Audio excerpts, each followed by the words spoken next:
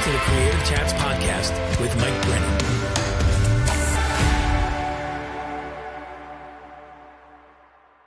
Welcome, friends, to another episode of Creative Chats. It's the podcast for artists, makers, and content creators where we talk about creativity, the creative process, and story. I'm your host, Mike Brennan. You can connect with me over on my website, which is mikebrennan.me.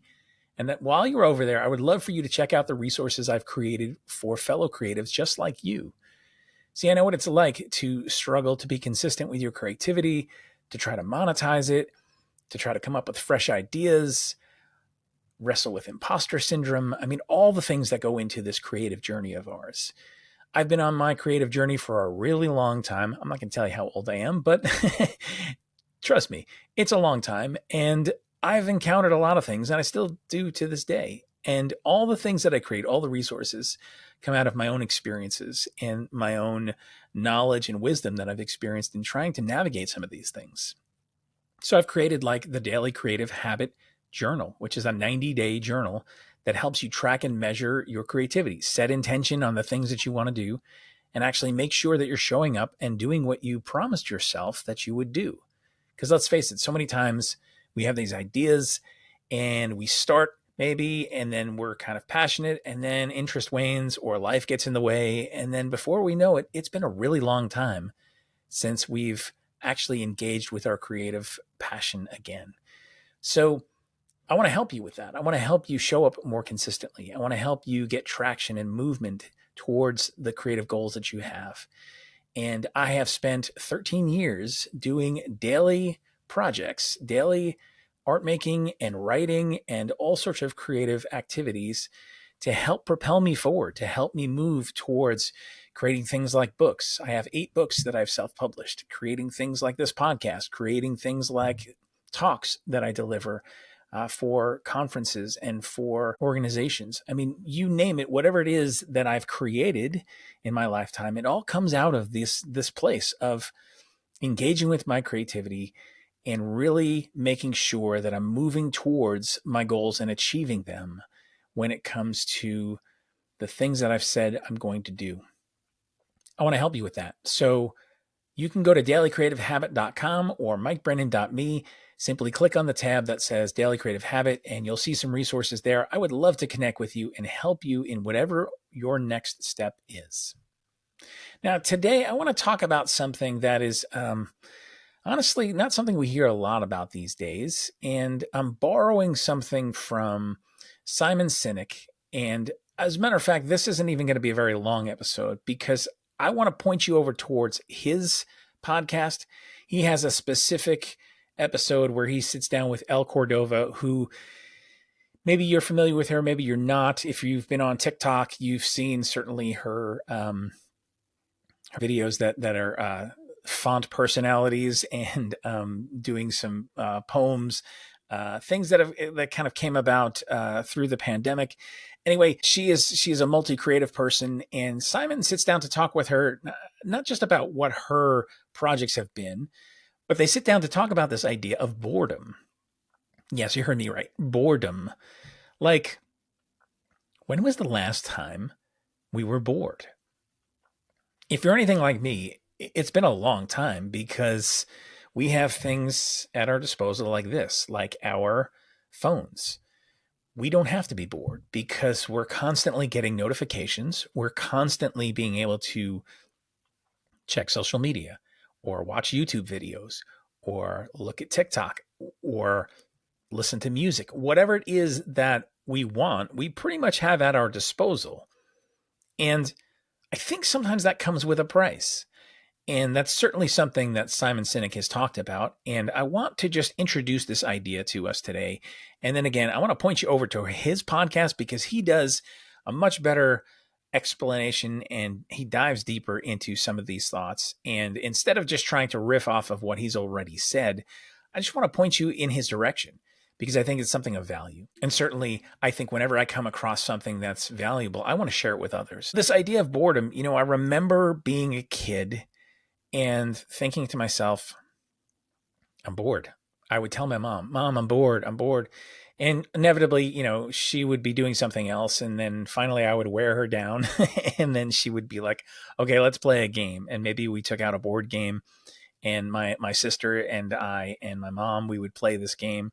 Or there were other times when she said, hey, I have things to do. I'm sorry. Go figure out something out. Go outside and play, or go draw something, or whatever.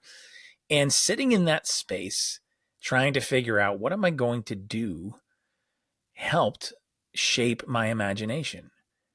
There were many times where I sat down with a stack of paper.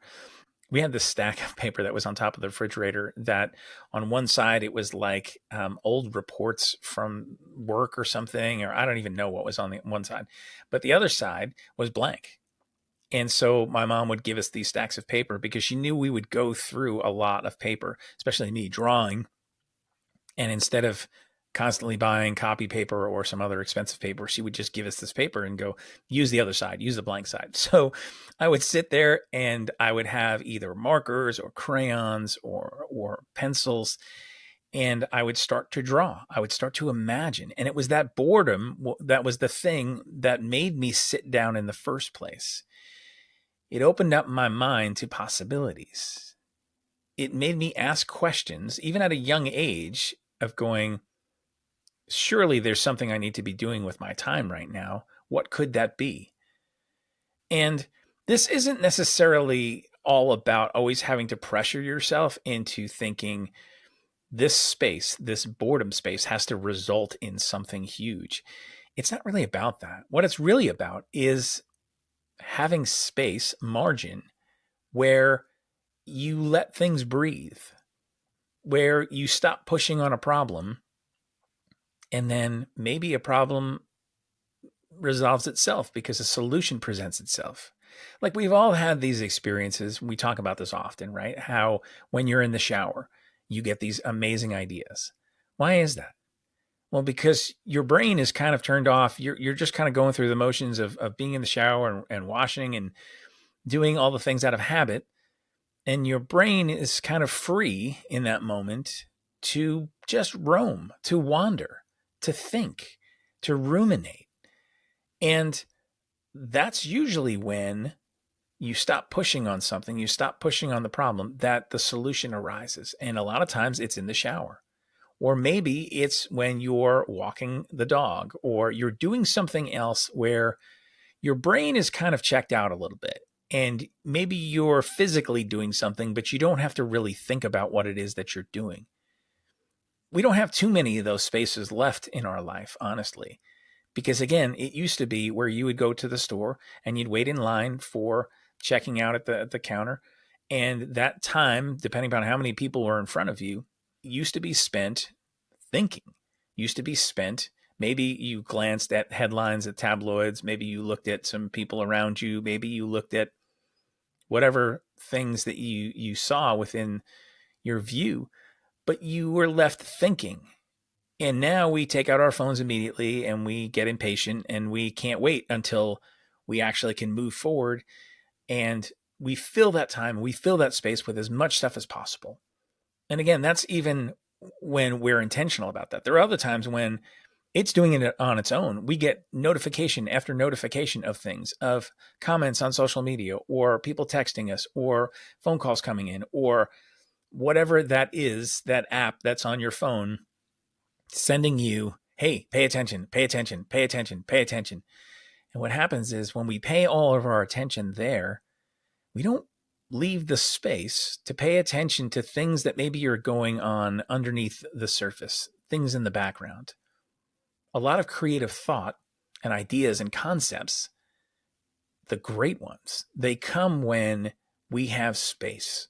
We can ruminate on something and sit with it and not have to think, I need to have creativity on demand and I need to fill every space in every moment of my life with something to do. And it's important to make sure that we're taking in, that we're being filled up, right? That we're being inspired. But if that's all we do, if we fill ourselves up to the brim and we're never actually having the place where we're pouring out, where we're creating in that space, we're going to be lopsided and our creativity is going to struggle. Maybe you've experienced that. I think, obviously, it's too late to put the genie in the bottle, right? We can't put it back in the bottle. We have our phones. We have all these things vying for our attentions. But what if we became more aware of this and more intentional about this and carved out some places and some spaces where we let ourselves think? Now, I know I'm going to suggest something and this is like the unthinkable. What if you went for a walk and you didn't have your phone with you?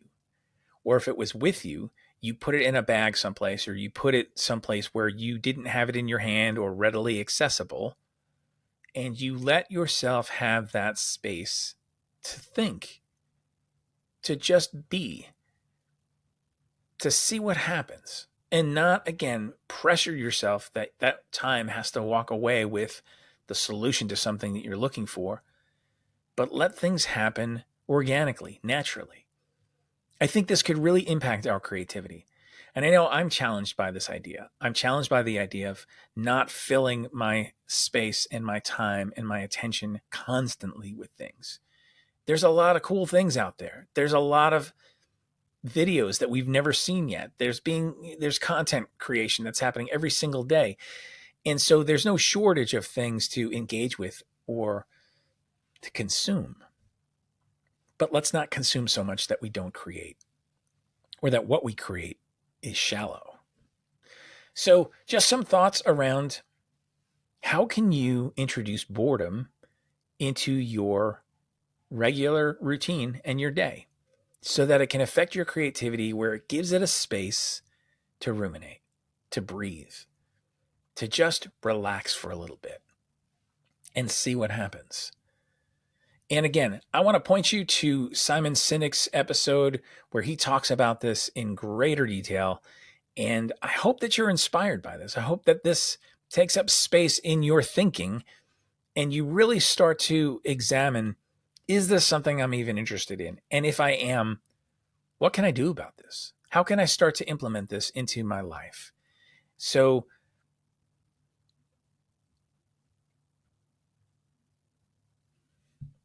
you're the one who gets to call the shots. So I want to invite you, hop on over to Simon Sinek's podcast. There's a link in the show notes. Real simple. Just click and listen in to that conversation. Pay attention. And I would love to know what you think about that. Circle back with me. Let me know. Do you experience boredom regularly? And do you see it as an asset to your creativity? If it's not something that you experience, is it something you want to? And what are your ideas around this? Drop me some comments. I would love to hear from you. So as I end these episodes all the time, I'm going to say, go listen to Simon Sinek, but go create something.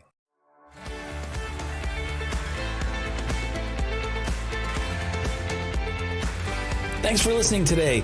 I'd appreciate it if you would subscribe, leave a rating and a review. It really helps this podcast be seen and heard by others.